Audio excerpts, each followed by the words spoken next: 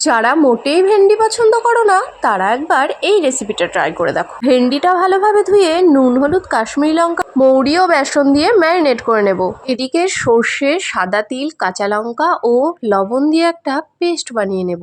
কড়াইয়ে তেল গরম হয়ে গেলে ম্যারিনেট করে রাখা ভেন্ডিগুলো হালকা করে ভেজে তুলে নেব।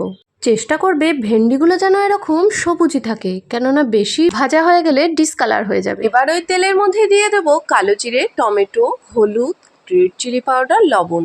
টমেটোটা গলে এলে আমরা যে তিল ও সর্ষে দিয়ে পেস্ট বানিয়ে রেখেছিলাম সেটা এর মধ্যে দিয়ে দেব। খানিকক্ষণ নেড়েচেড়ে রান্না করলেই তোমরা বুঝতে পারবে এর থেকে খুব সুন্দর একটা গন্ধ বেরিয়েছে। আর ঠিক তখনই এর মধ্যে দিয়ে দেব পরিমাণ মতো জল। ফুটে উঠলে ভেজে রাখা ভেন্ডিগুলো এর মধ্যে দিয়ে দেব। একটু মাখা মাখা হয়ে এলে দিয়ে দেব হাফ চা চামচ চিনি। উপর থেকে কটা চেরা কাঁচা লঙ্কা দিয়ে নামিয়ে নেব। গরম গরম ভাতের সঙ্গে উফ, জমে যাবে।